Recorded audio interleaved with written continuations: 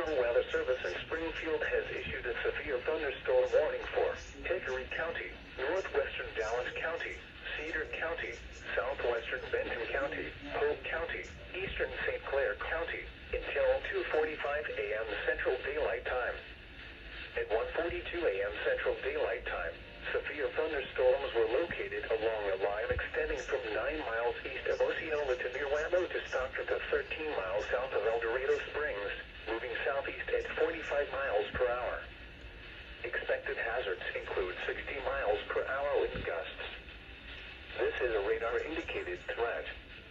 The following impacts are expected.